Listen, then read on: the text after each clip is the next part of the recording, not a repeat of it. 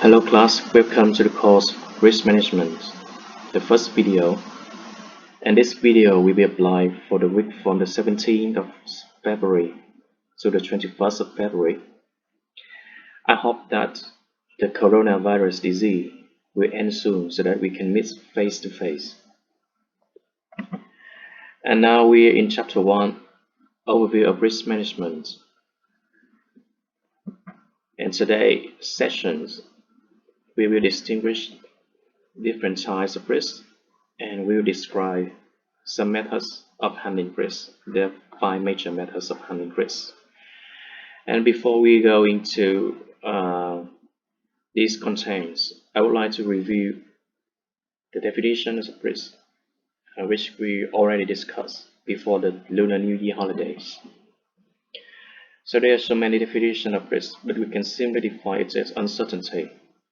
That means when we don't know the outcomes of an event for sure, we face risk. And we already did some examples of the situations containing risk and the situations containing no risk. And I already show you the famous saying of Benjamin Franklin: in this world, nothing can be said to be certain except death in taxes. And this saying describes our universe, the world we live in, correctly.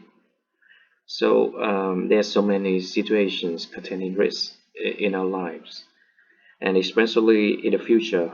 Okay, when we talk about the future, we talk about uncertainty because the future is unpredictable, and there's so many situations, there's so many events that are uncertain. For example, you start up a business, you invest in something like stocks, like real estate, gold, and you have some plans for the future, etc. And all of these situations contain risk. Okay, but there are some examples of the situations containing no risk. So the first example I would like to share with you is the experiments of oil and water. Okay, so if you put some drops of oil on the surface of the water, so the oil, in this case the cooking oil, will float on the surface of the water, and we know it's for sure. Okay, and you can repeat this experiment many times and the results are the same. So we know for sure the oil will float on the water surface. So these situations we don't have risk. And if you would like to read more about these experiments and explain why the cooking oil will float on the water surface, you can follow the QR code here. Okay, so you can follow the QR code here to go to websites and you read for more information. And the second example of riskless event or riskless activity is you saving money in the bank. When you're saving money in a bank, okay, for instance, you deposit $100 million into a savings account at the interest rate 6.8% per year, and next year you will receive $106.8 million, and you know in advance, you know exactly right now. So in finance, this situation or this kind of investment is considered risk-free. And somebody may argue that when the bank goes bankrupt, you can lose your money. So this situation is not completely risk-free. Well, this argument is convincing, but the probability of the bank, especially the big bank owned by the government, going bankrupt next year is very low. So in finance, these situations can be considered as a risk-free or riskless situations. And besides that, your deposit is insured by the deposit insurance. Okay.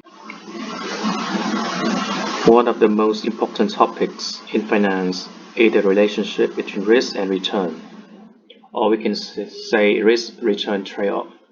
As you can see on the slide, high returns is connected with higher risk, and this is an upward line. This means the positive correlation between risk and return. So if you want a safe investment with low or even no risk, so you would expect a very low amount of return. And in contrast, if you want to have more return, so you have to accept a higher level of risk. We will discuss the risk-return trade-off in Chapter 2, but right now, if you want to read for more information, please follow the QR code here. And you can go to the website Investopedia and you can read for more information. And now let's move on to the classification of risk. Risk can be classified as pure risk and speculative risk, fundamental risk and particular risk, and enterprise risk. Pure risk is the situation in which there are only the possibilities of loss or no loss. The results are either negative or neutral. So if we have negative results, we have loss. Or if we have neutral result, we have no loss. That means pure risk doesn't bring any benefit to the society. For example, natural disasters bring loss when they happen and bring no loss when they do not happen. And they don't bring any benefits. In contrast, speculative risk is the situation in which either profit or loss is possible. The results can be positive, in this case we have profit, or negative, in this case we have loss. For instance, people holding stocks will earn profits if the price increases, and will face loss when the price decreases. And some other examples are investing, starting up a business. Speculative risk can bring benefits to the society, to the individuals, and to the companies. And pure risk can be further categorized into four groups: personal risk, property risk, and liability risk. The personal risk is the risk happen to a person, containing four main groups: premature death, insufficient income during retirement, poor health, and unemployment. Premature death refers to the case the main income earners of a family, for example, a husband or a wife, unfortunately passes away. So the other members of the family face insufficient income, insufficient finance to live. So premature death is very disastrous for the other family members. And the next kind of personal risk is insufficient income during retirement. So everybody will get old someday, and the most important thing when we retire is to have enough money to live. But unfortunately, many people have insufficient income when they retire. And you can follow the QR code to open the website. I have some statistics about the retired people in Vietnam. They don't have enough income during retirement. And not only in Vietnam, but also in other countries. For example, in the US, nearly 33% of the people have no retirement savings. That means they save nothing for their retirement. And 23% of the people save less than $10,000, which is not a very big amount when you live in the United States. You can follow the QR code here for more information. And the next kind of personal risk is poor health. If we are injured by some accidents, we are unable to work, we lose money, we lose a lot of things, and our life quality will decrease dramatically. And that's the reason why many people buy insurance to protect themselves from some kind of accidents. So we call it personal accidents insurance, and we can follow the QR code for more information. And I will give you some example of celebrities who have insurance for their body parts. That's very important for them to earn money. For example, Ronaldo, a very famous football player, he insured his legs for about $144 million. And Ronaldo said that there are some teams who know they can't compete with you on the football level, so they just kick you. It's frustrating, and something needs to be done to protect the skillful players, because one day someone will get seriously hurt. And for more information, you can scan the QR code here. And Julia Roberts insured her smile for $30 million. And the last kind of personal risk is unemployment. When we're unemployed, we can't earn money and we can't save money for the future. So unemployment, together with other risks such as poor health, insufficient income during retirement, and premature death, all of them relate to each other. So when you have poor health, you are unable to work, so that's you unemployed. When you're unemployed, you can't earn money, and you have insufficient income in retirement. And the next kind of pure risk is property risk. There is the risk of your property being damaged or being destroyed by some accidents, by some natural disasters, or by some unwanted events.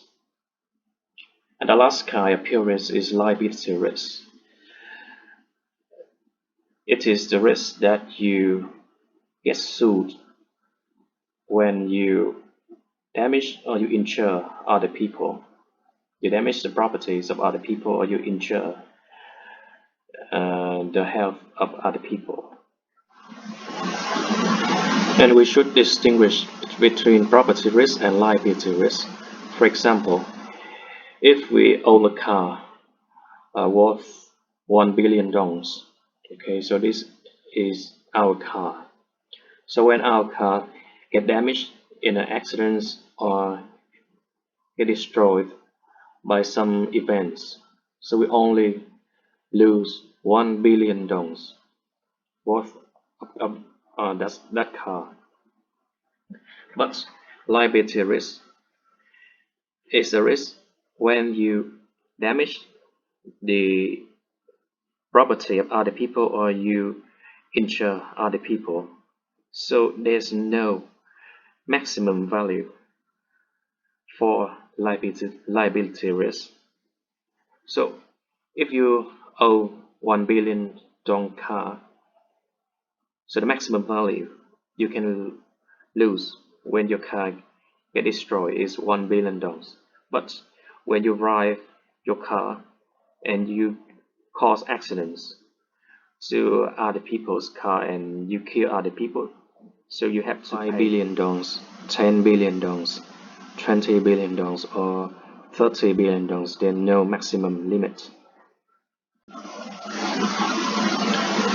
And laying up income and huge legal defense costs are also the characteristics of liability risk, and you should read the books for more information. And you can buy insurance to protect yourself from the liability risk. And on the screen, I give you an example of civil liability insurance in Vietnam, and you can follow the QR code for more information. For example, the limit of liability of this insurance policy is 100 million dong per person per accident. That means when you cause damage uh, to another person, so the maximum amount the insurance will pay for you is 100 million dongs, and if this amount is not sufficient for the damage you cause, so you have to pay yourself. You have to use your income or your financial assets or your other kinds of assets to pay for your compensation yourself. I also give you an example in Vietnamese. Okay, so compulsory civil liability insurance. Okay, and you can follow the QR code for more information. And if you want to read in Vietnamese, it's a good reference for you. To sum up the difference between pure risk and speculative risk, you can look at this table. Regarding the outcome, pure risk only brings loss or no loss, while speculative risk brings loss or profit.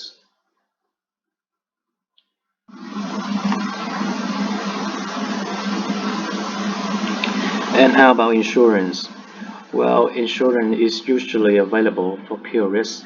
For example, we have insurance for property risk, we have insurance for personal risk, we have insurance for liability risk, but we usually don't have insurance for speculative risk. For example, exchange rate risk, a very common risk faced by multinational companies. We usually don't have insurance for this kind of risk, but instead we can use derivatives to manage exchange rate or interest rate risk or financial risk in general. And some kinds of derivatives such as forwards, futures, and options we will discuss in chapter 3 and 4. Okay, now let's move on to the fundamental risk and particular risk. The classification of fundamental risk and particular risk is based on the scale of the impact. If the risk impacts the entire economy or large numbers of persons or groups within the economy, so we call it fundamental risk. And if the risk affects only individuals and not the entire community, we call it particular risk. And the last type of risk is enterprise risk, which encompasses all major risks faced by a business firm, including pure risk, speculative risk, strategic risk, operational risk, and financial risk. And strategic risk is the risk regarding the firm's plans and strategies. For example, new market development strategies may not work, which causes big loss to the company because they have invested a lot of money.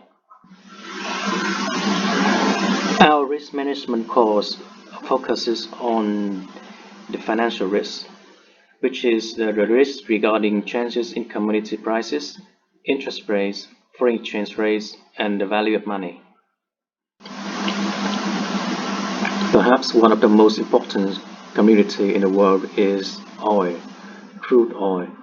So the price of oil will impact the price of gasoline or petrol, which is very important input for some industries such as airline industry.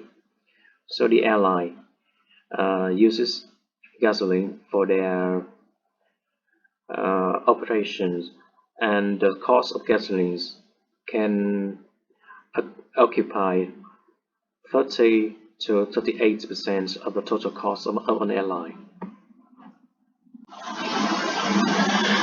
For multinational companies or local companies that import and export goods, foreign exchange rates play an important role. For example, if you are a Vietnamese company and you import products from the US, so you have to pay much attention to the fluctuations of the exchange rate between USD and VND. If USD appreciates against VND, the cost of importation is higher than before. Or if you are a Vietnamese company and you export some goods to the United States, and when USD appreciates against VNDs, so that means the price of your exported products will be more competitive. And now I would like to introduce 5 major methods of handling risk, including avoidance, loss control, retention, non-insurance transfers, and insurance. The first one is avoidance. Okay, so this is a method that you stay away from the situations exposing to risk. You don't participate in any situation or any circumstances involving risk. Okay, so this is considered a very safe and very easy way to handle risk. Unfortunately, in this world, many risks are unavoidable, so we can't use these methods to avoid all the risks. And the second reason why avoidance is not a best choice in any situation is that if you avoid the risk, for example, the risk of bankruptcies, so no companies will be established. And the second method is loss control. Loss control is about reducing both the frequency and the severity of loss. So in the loss control methods, we have two kinds of loss control methods. The first one is loss prevention.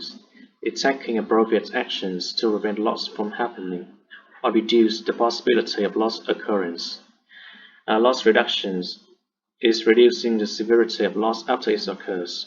So one method, taking appropriate actions before the loss occurs, and loss reduction is the method used after the loss occurs. The third method is retention. We have two kinds of retentions. Active retention is when an individual or firm is aware of the risk and deliberately plans to retain all or part of it. Active retention is sometimes considered self-insurance. And passive retention is when an individual or a firm is not aware of the risk and has no plan to retain all or part of it. No fund is set up to pay for possible losses, and risks are retained due to ignorance, indifference, or laziness. So, passive retention is not a really good way to handle risk because you just doing nothing. You set no fund, you have no money to pay for possible losses, and you are not aware of the risk, has no plan to retain or to do anything with the risk because of your laziness, your indifference, or your ignorance. So passive retention is not a favorable way of handling risk. And the fourth method is non-insurance transfers. The risk is transferred to a party other than an insurance company, and you can transfer the risk by using contracts to another party. For example, the extended warranty or the Incoterms in the sale of goods contracts or other agreements in other contracts. So I think that you already studied Incoterms. So Incoterms asks about the cost, the obligations, and the risk relating to the delivery of goods in the sale contracts. So if you remember correctly, Incoterms, for example, Incoterms 2010, we have X work, we have FCA, we have some other terms such as FAS, CAF, or CPT, CIP, DAT, DAP, and DTP. So you can stipulate the Incoterms the suitable Incoterms in the contracts of sale. For example, if you are a seller and you don't want to have much risk, so you can choose X word, because in X word Incoterms, the seller has the least amount of risk, whereas the buyer has the huge amount of risk. In contrast, if you are the seller and you choose the term DDP, so you have a huge amount of risk from transportation, from buying insurance, from clearance of the goods, and transportation to the premise of the buyer. So DDP is more risky than export for the seller. Another way to transfer the risk is using derivatives, where the hedgers transfer the risk to the speculators. So we will study in chapter 3 how to use derivatives to hedge the price risk. And incorporations of a business firm is also a way of transferring risk to another party. For example, you change from unlimited liability to limited liability forms in business, from a sole proprietorship to a joint stock company or limited liability company. And the final method of handling risk is insurance, when the risk is transferred from a party to an insurance company. For example, life and health insurance, property and liability insurance. For example, if you are owner of a goods transported overseas to the foreign buyer, so you have to, you should buy insurance. So when you buy insurance, you transfer the risk of the damaged goods to the insurance company.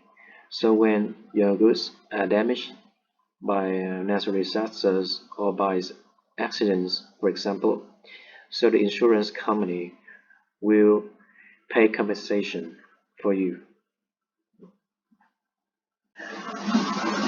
Okay, before we finish today's session, I would like to give you a case study of COVID-19, I mean the coronavirus disease 2019 is the name of I have lots of reading materials for you, and I will send the case study to the class monitor's email. So the class monitor, please forward the emails to other students. So please read the materials at home and try to answer the questions of the case study. Okay, so it's the end of my presentation today, and see you in the next video.